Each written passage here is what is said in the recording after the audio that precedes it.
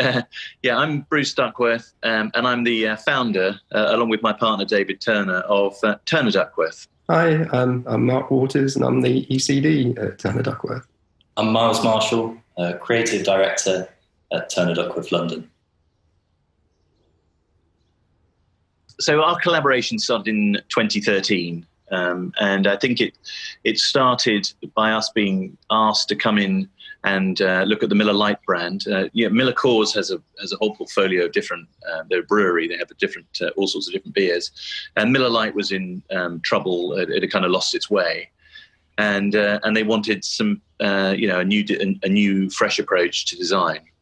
And our client actually, he had worked for PepsiCo before, and he was on the sort of the opposite end of the work that we had done for Coca-Cola, which had obviously had done well in things like D&AD, and he said, right, I want to work with those guys. When I have my new job, I want to work with those guys. And so we went in to see him, and it was a kind of very open door for us, really. And he was like, whatever you did for Coke, I want you to do the same for me at MillerCoors on Miller Lite, the brand Miller Lite. Miller Lite is the original light beer, the brand that put light beer on the map. We had lost our way, and we had started to follow our competitors instead of being true to who we are. The idea was struck that we should bring back the original light can. It was immediately successful. We needed to take the core of that original design and make it work across today's contemporary marketing environment. It wasn't just about taking those assets from the 1970s and cutting and pasting them for the 21st century. Each and every one was carefully recrafted while still retaining the core of those elements.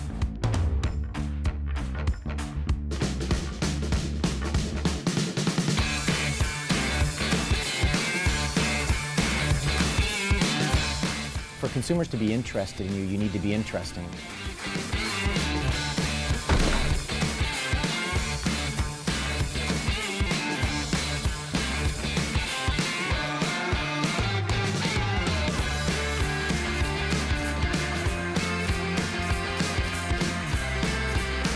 What we've done is take our suite of assets and utilize them in creative ways.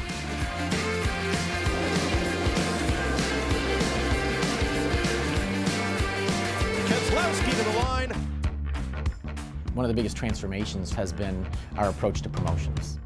We've shown how we can take that promotional opportunity and turn that into a brand building tool.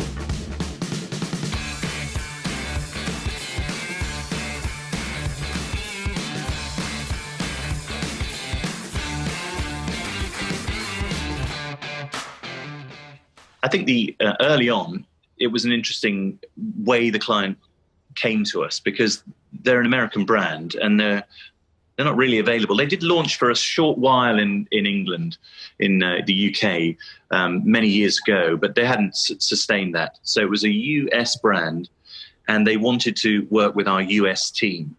And for one reason or another, that couldn't happen. And so we were introduced as the London team coming in to work on this US brand. And it was an interesting time because, actually it turned out to be the secret, I think, of the creative success of the project, really, because Miller Lite itself had been seen as, it was treated with a little bit of disregard because it was seen as a kind of old beer that had lost its way, a brand that really no longer appealed to people.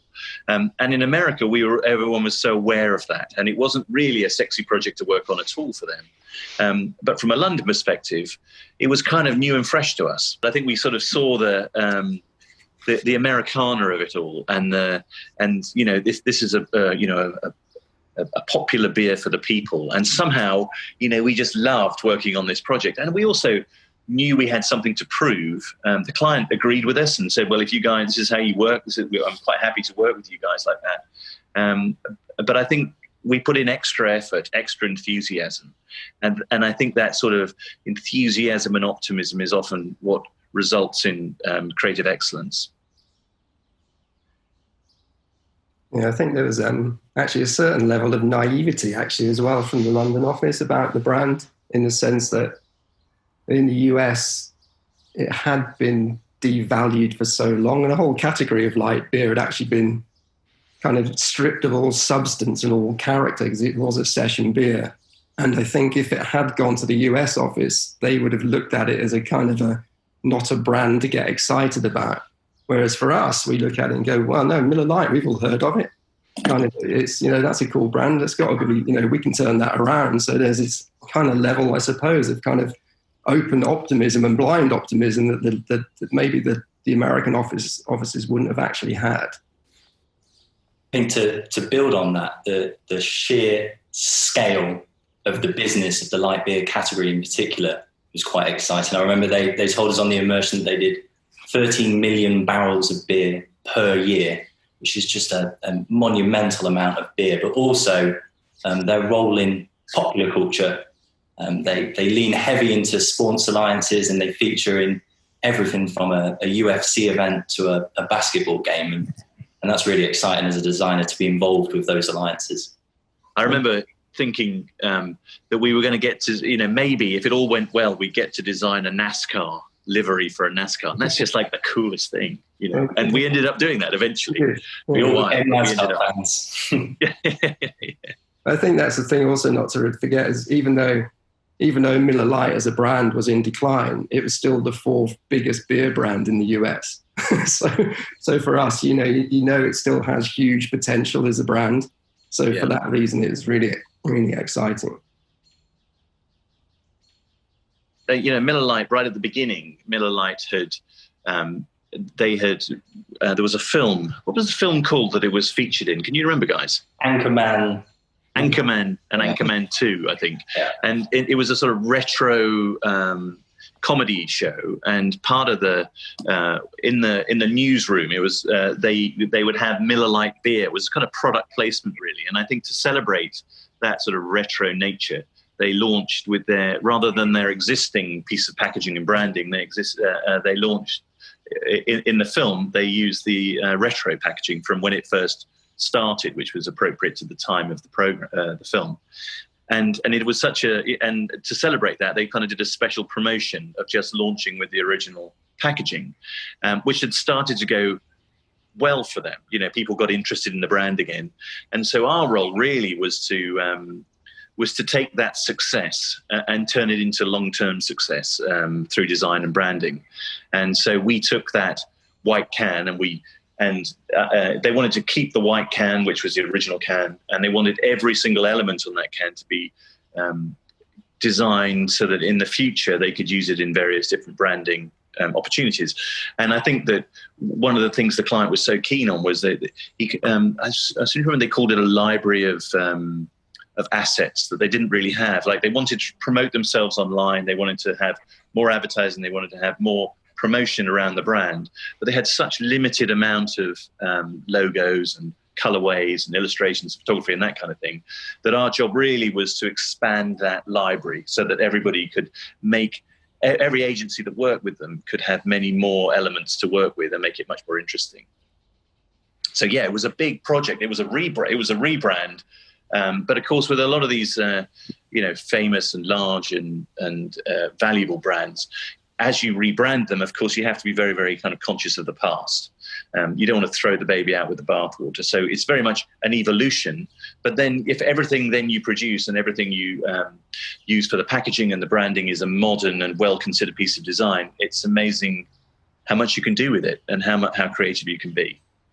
I mean, we sort of see what we do very much as in a way, as an analogy, we create the Lego bricks, and then we obviously give a guideline on how they should be used.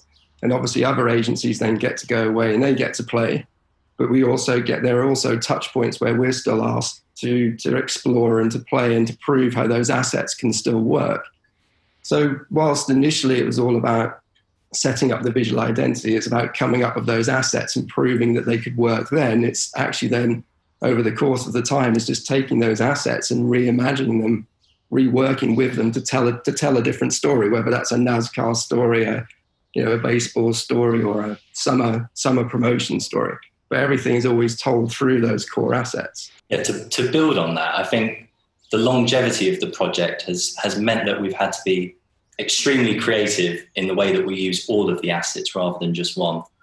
It's how we celebrate the crest to become the signature banking of a NASCAR track or a baseball batter's plate, how the Lite logo type could dramatize a large serve can or a slim can, how the colorways could be deconstructed to make large Americana flag packs. I think we've had to be really creative as a team to keep the ideas kind of fresh and exciting.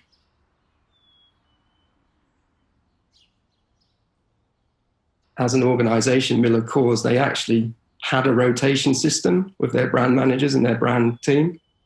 So even though I think that first year they were very consistent, which meant we had that year to build up a really strong relationship and a relationship of trust, especially when they saw the brand had hit market and was performing and successful.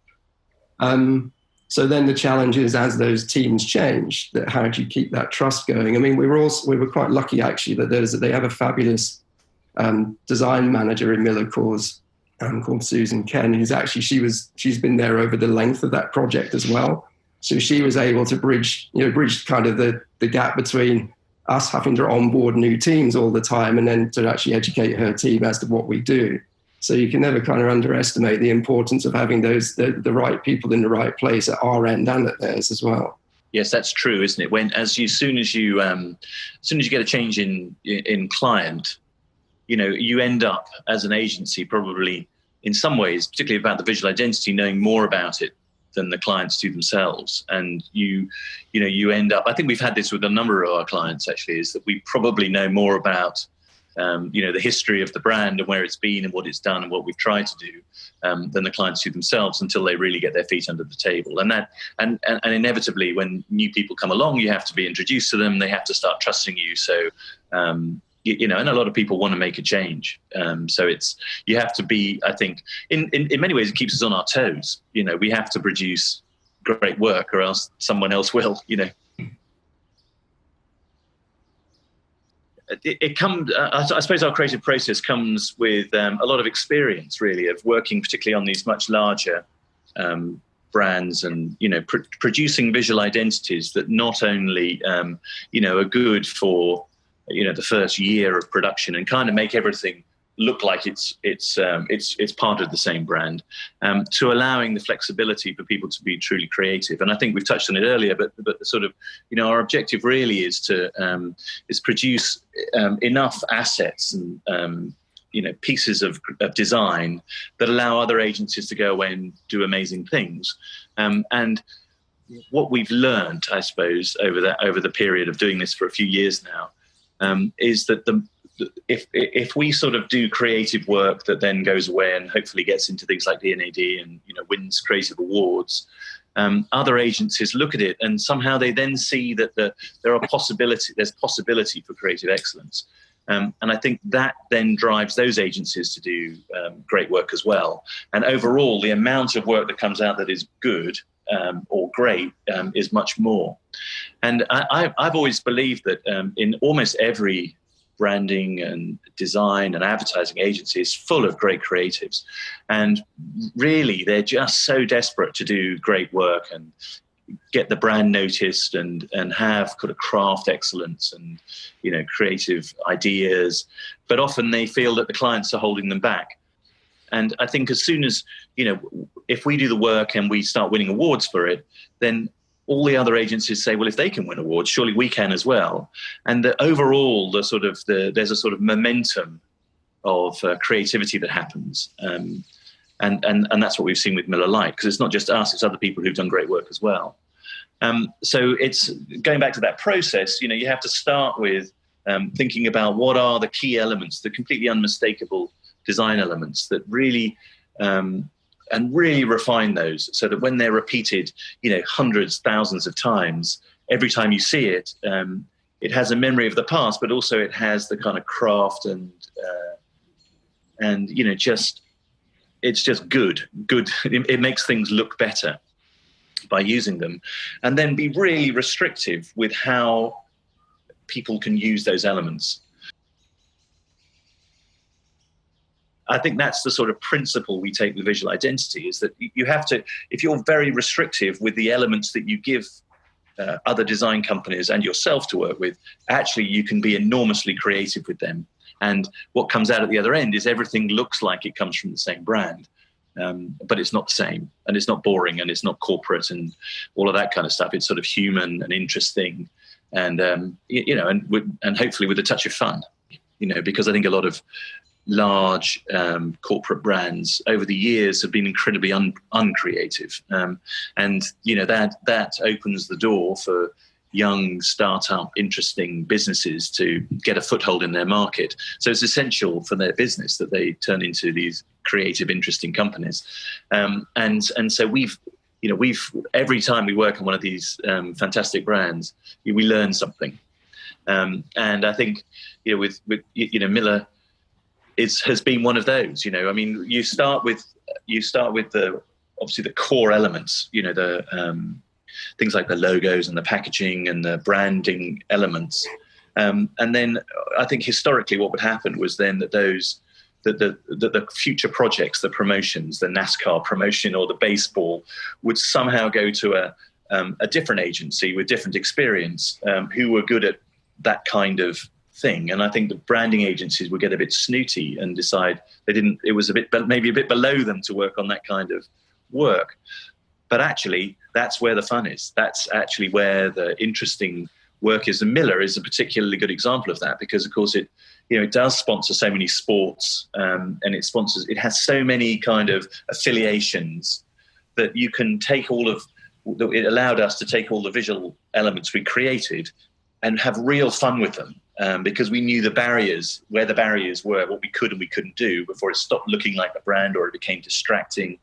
And so, that's a real learning from this project is that, is to make the most of every single opportunity. And anything that people think isn't a creative opportunity, it probably is. They just need to think a bit harder. I think it also gave us confidence to trust in the process. We have this design process, but obviously when we took on Miller Lite from London, it's a huge iconic brand in the US, and we're doing, can we achieve success on this project out of London? We do not have the background and the knowledge of the brand as if we were one of the American offices, but by trusting our design process and sticking with that, it proves that it works. And it works whether we're working for tech or food or music, or it's actually the process is actually the same. And it's actually the same from a big established brand and actually a startup brand too. It's still the same process. It's identify those assets. It's then create a suite of assets and then work them in the world, show how they can then tell a story within the world. So it's all about sort of building awareness through the assets and then building relevancy through telling a story with those assets. But it's the same process regardless almost of the client and the brief. We also, I think part of the process that is interesting is the collaboration with our American offices as well.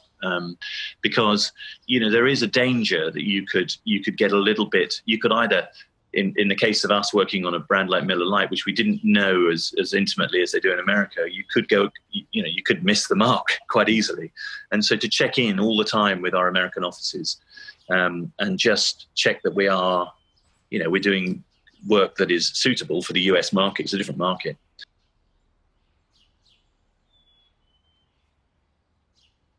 I think the thing that we wasn't aware of when we started working for them is how reactive that industry is, actually. I mean, the beer industry is really reactive. So within that first year, once we'd got the visual identity set, which actually happened very quickly because they needed help very quickly.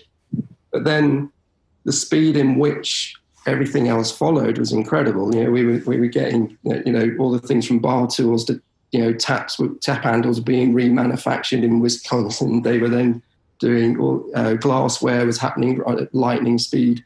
And then all the promotions that followed, like the NASCAR and the baseball, the American football, all these promotions, they all were happening within that 1 year, and they actually happened. That's the thing. I mean, we often share lots of work. We often have lots of briefs, but the fact these came to market so quickly was a real surprise to us. But it was great. It's like the need to get the work out was actually driving and help driving creativity as well.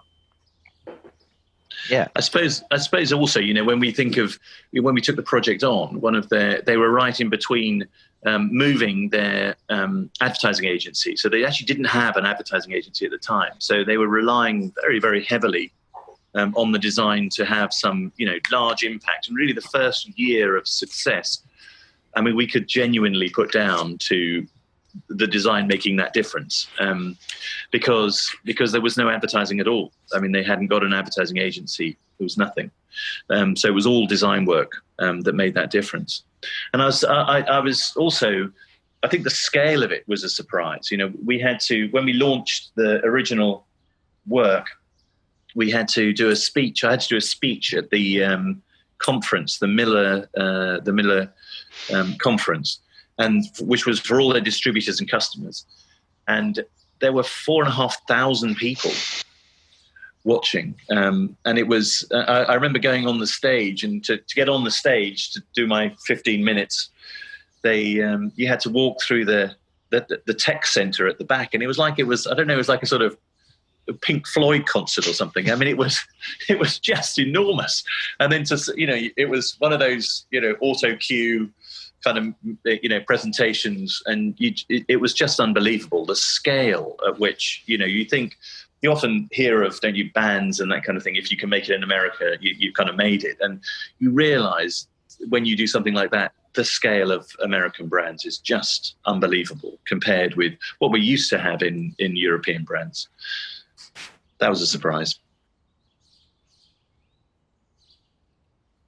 There's a couple of recent projects that come to mind. Our ugly sweater packaging hit stores last Christmas. Kind of subtle nod to the brand's 70s heritage, a kind of joyful, playful take on very ugly Christmas knit that played off the brand's equities and colorways. The latest project that we do is actually in stores as we speak for American Independence and the 4th of July. We just launched some firework packaging that actually tessellates above, below, side to side, that when they're put next to each other in stores, we make these kind of big incremental displays, and we actually make a kind of firework show in store. I mean, most of the work that now we get from them is around promotions. I mean, I think we redesigned the visual identity 7 years ago now. I think actually the can, the sort of the primary equities and the cans, the packaging, that hasn't actually changed at all in that time actually. But it's everything we can do around it in the world. So it's mainly around promotions each year. That they do run every year. They're very consistent with their promotions, but that's sort of where the opportunities are at the moment. I think that's one of the challenges actually, is in a way that we had, when they came to us, effectively the brief was, we're tanking, save us. And that was it. You go, great, okay, I think we can do that for you. So, but because it was such a big turnaround, because they were actually in quite big decline, and they went from number 4 brand in the world, in the US, to number 3 on the back of that redesign.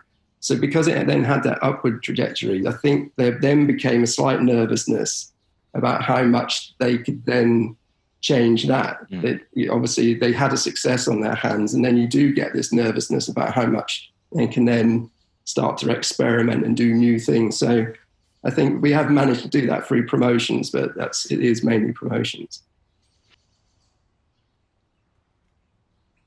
When it all comes together, how tight it looks, how creative it looks, and the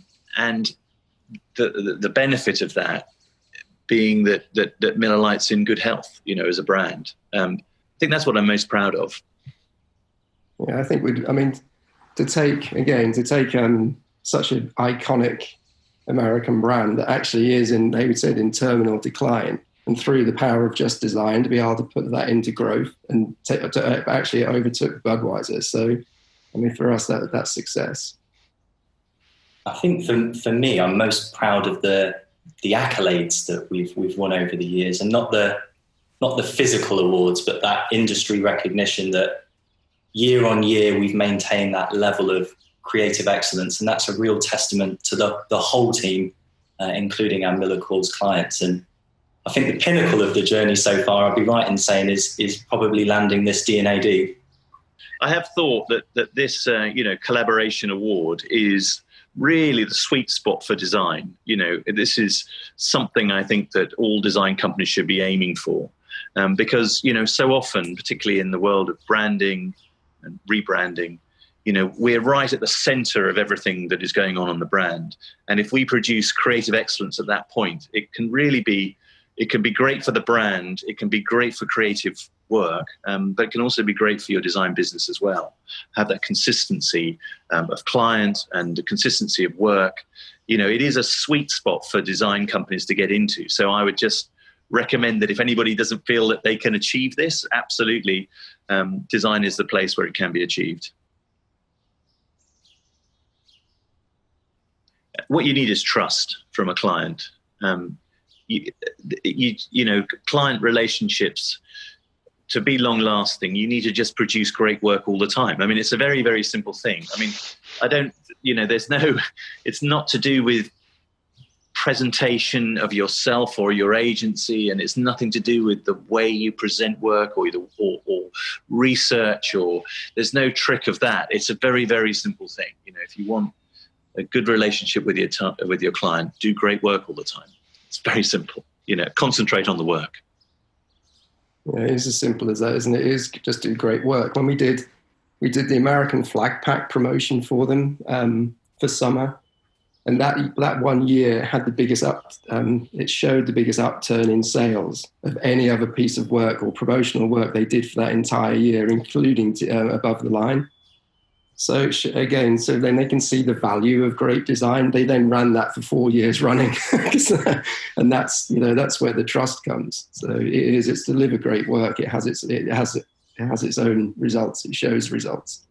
Very simply, being nice to each other, trusting in the process, and doing great work.